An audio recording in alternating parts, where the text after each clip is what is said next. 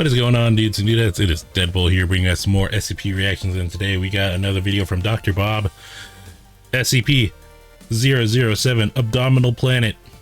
And from the thumbnail, it looks like it's a guy that has an abdominal planet. Literally self-explanatory. It's a Euclid class, Jesus. Maybe it's a disease. Okay, maybe it's a disease. You know, you touch this guy, he gives you an abdominal planet. Boom. You've got an abdominal planet now. You know, tough shit, you know. I don't know. This is such a weird one. Like, it's such a, like, out of the blue, like, random one. And I'm interested, so let's get into it. As you can clearly see, this completely throws our entire understanding of our place in the universe into complete disarray, says the astronomer, as he excitedly makes his case to a panel of aged and supposedly learned advisors. My observations leave no doubt that everything we previously suspected to be the absolute truth is wrong. The panel of advisors murmur and lean close together to whisper to each other.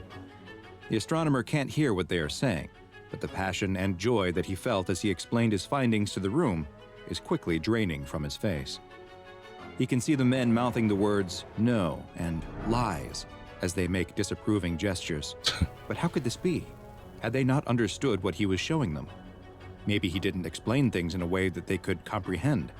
Here he was, the greatest scientist of his day, presenting hard facts, backed up by rigorous observations. Facts, not fiction. Was their reaction. The group of advisors finish conferring and grow quiet. The chief advisor clears his throat, and everyone in the room waits for him to speak. Royal Scientist, this panel has examined your findings and listened to your theories. The advisor can't help but sneer at the word, and has decided that the ideas you present are not only incorrect, but dangerous. The astronomer can't believe what he's hearing. This panel, acting under the authority of the king, has charged you with the crime of heresy. The astronomer is shocked. He steps towards the panel to plead with them, but he's stopped by a pair of guards who grab him by the arms. Stop! Stop! I'm a man of science. I only presented you with the truth. But no one seems moved by his appeals. The panel watches as the astronomer is dragged from the room. He's probably gonna die. Still insisting on his innocence. The screams echo through the dungeon as the torturer cranks another notch on the rack, stretching the astronomer's body just a little bit more. He has no idea how long this has been going on. Hours, days. The pain has been excruciating and without end. He closes his eyes, trying to escape the torture by retreating into his mind, but he's slapped on the face and brought back to the reality of his situation. Standing in front of him is the chief advisor, the same one who sentenced him to this inhumane treatment. You can end this any time you like. Simply recant your statements and admit you were mistaken, and all of this will be over. The astronomer he would be executed after that. Over, he means that they will release him, or simply kill him to put him out of his misery. Yeah.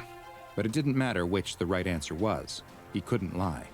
The astronomer knew the truth, and no amount of pain, no matter how intense or how long they submitted him to it, would change what he now knew. Disappointed with the astronomer's steadfastness, the advisor signals to the torturer, who cranks the rack again, stretching the astronomer's body to the point where he feels like his bones might pop out of their sockets. "Recant!" the advisor screams, repeating the word over and over, growing louder as the astronomer's own cries increase from the pain caused by the torturer cranking the rack more and more. The astronomer closes his eyes again. He's certain this will be the end of him soon, and that he will die with the great secret he's learned without getting the chance to share it with the world. Yeah, usually, like, when you get on the torture rack, like, I was watching a lot of infographics videos recently, and they were saying, like, usually if you get put on the torture rack, you're gonna die. Like, it doesn't matter if you admit it or not, it just stops that torture and goes on to, like, a torturer's death, you know, like, they're gonna kill you some way. But yeah, he's already dead. He's already accepted it, I feels. The world. But suddenly, the astronomer notices that the room has gone quiet. The advisor is no longer yelling, and the torturer has stopped operating the machine. The astronomer opens his eyes to see the advisor and the torturer both in a deep bow. His gaze continues up and he sees the king himself standing in front of him. The king stares at the astronomer for what feels like an eternity before simply asking, "Is it true?" The astronomer, limbs still stretched on the rack, manages a nod and with his remaining strength whispers, "It's true." The king motions with his hand to the torturer, who stands up and begins releasing the astronomer from his constraints. The advisor protests, "But my lord, this man—" But he's cut off by the king with a stern look and retreats back into his deep bow. "Show me," the king says, as the astronomer stands, rubbing his sore shoulders where the tendons and muscles were stretched far beyond their natural limits. The astronomer opens the door to his laboratory and gestures for the king to enter. Oh, is it the mess of dude? Papers and scientific equipment, a reflection of the busy and scattered mind of the man who works here. The king is immediately drawn to a table with a large scroll. He spreads it across the table and examines it, but his face betrays no hint of what he is thinking. "Is this what you showed my advisors?" The astronomer nods yes. "Would you like to see for yourself?" The astronomer motions to the window, where a brass tube is attached to a tripod. The king approaches the device, but doesn't know how it works.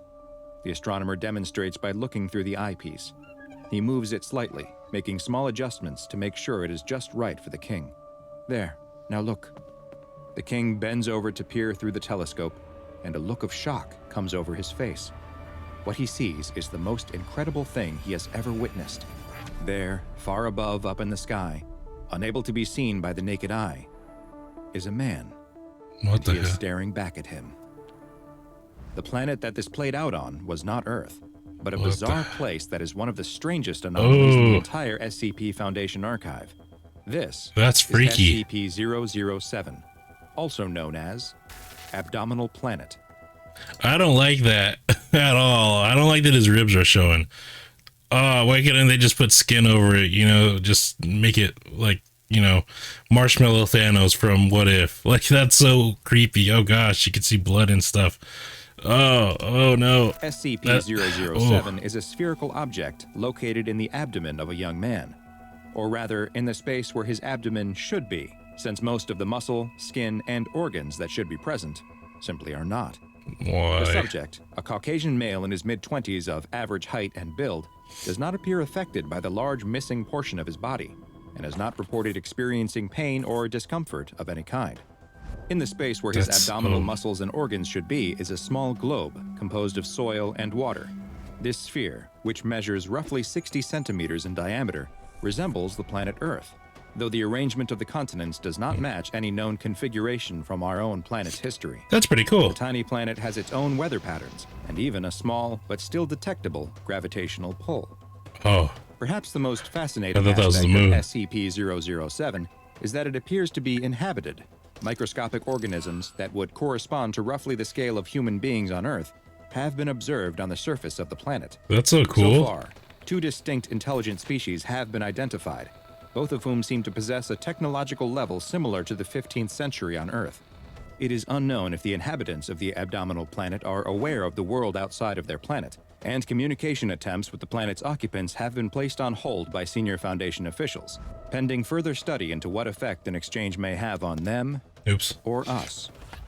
The human subject within which SCP-007 is located provided the Foundation with a name that he claims to be his, but no records of such a person existing have yet to be located. This has me questioning, does this guy age normally or not? Because if he's, you know, a normal guy, you know, living to 80, maybe let's stretch him, let's give him the benefit of the doubt and say maybe he lives to 100, you know, maybe 120, you know, one of these really old people, you know, that still wouldn't be enough time for evolution to take place unless that little planet has like an accelerated rate of time. So yeah, I'm wondering if that planet is dilated in a way that, like, maybe by the time this guy dies, their humanity would have already come and gone. You know, like how we're gonna be gone in like 4 billion years because either the sun explodes or, you know, we collide with Andromeda, I think that's the name, that other galaxy right next to us. So I wonder if that's gonna happen there. But now that I said that, where's the sun? I just thought about it. I was like, wait, there is no sun and they don't have a galaxy. So how are they alive? Where is their heat coming from? How are they growing crops? This brings in so many questions that I wasn't prepared for when I first started this little discussion. Upon being questioned about the lack of records, he willfully offered both a social security and driver's license number.